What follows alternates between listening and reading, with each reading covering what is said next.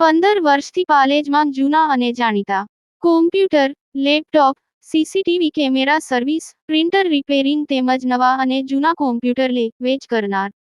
Admission form તેમજ તમામ સરકારી ફોર્મ ઓનલાઈન ભરી આપવામાં આવશે. પાલેજ સ્થિત કેપીએસ ઇન્ટરનેશનલ એકેડમી ખાતે રાષ્ટ્રીય વિજ્ઞાન દિવસની ઉજવણી કરાઈ. વિદ્યાર્થીઓએ પોતાના વર્કિંગ મોડેલ અને વૈજ્ઞાનિક પ્રોજેક્ટ રજૂ કર્યા. આજ રોજ તારીખ 28 ફેબ્રુઆરીના દિવસે કેપીએસ ઇન્ટરનેશનલ એકેડમી પાલેજ ખાતે રાષ્ટ્રીય વિજ્ઞાન દિવસના અવસર પર ભવ્ય વિજ્ઞાન પ્રદર્શનનું આયોજન કરવામાં આવ્યું હતું. પ્રદર્શનનું ઉદ્ઘાટન સંસ્થાના ટ્રસ્ટી રજત અગ્રવાલ દ્વારા રિબિન કાપીને કરવામાં આવ્યું હતું.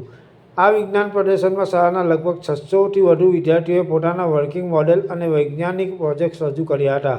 વિદ્યાર્થીઓએ પોતાના વૈજ્ઞાનિક જ્ઞાન, સર્જનાત્મકતા અને નવીન વિચારશક્તિનું ઉત્તમ પ્રદર્શન કર્યું હતું.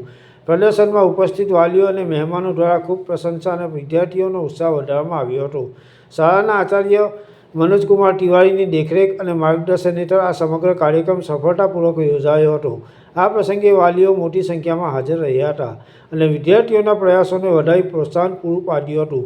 આવા કાર્યક્રમો વિદ્યાર્થીઓમાં વિજ્ઞાન પ્રત્યે રસ, આત્મવિશ્વાસ અને નવીનતા વિકસાવવા માટે મહત્વપૂર્ણ સાબિત થાય છે. પાલેજ ટાઈમ્સ, ભરૂચ.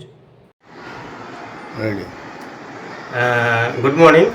जैसा कि आप जानते हैं कि आज 28 फरवरी नेशनल साइंस डे है और इस अवसर पर हर साल जब से विद्यालय हमारा शुरू हुआ है हमारे बच्चे नेशनल साइंस डे के अवसर पर साइंस एग्जीबिशन में भाग लेते हैं और हमारे स्कूल के टीचर, स्टूडेंट्स, हमारे पेरेंट्स लगातार 1 महीने से इस पर वर्क कर रहे हैं और आज यह एग्जीबिशन सबके सामने पब्लिकली दिखाया गया जिसमें 600 से ज़्यादा बच्चे हमारे पार्टिसिपेट किए और काफ़ी अच्छा रहा और इसमें हमारे टीचर्स, पेरेंट्स, बच्चों का काफ़ी मेहनत रहा है और मैं बहुत तहे दिल से धन्यवाद देना चाहता हूँ उन पेरेंट्स को जिन्होंने इस रमज़ान मंथ में भी अपना कीमती समय हमारे विद्यालय के लिए, अपने बच्चों के लिए और हमारे देश के लिए.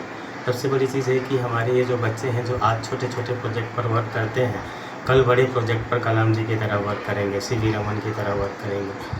अभी हमारे यशस्वी प्रधानमंत्री जी का कहना है आत्मनिर्भर भारत. हमारा भारत आत्मनिर्भर तब बनेगा जब हम अपने इंडिया में ही सब कुछ बना करके और सारा सामान अपने भारत का ही यूज़ करेंगे. Thank you. Have a nice day.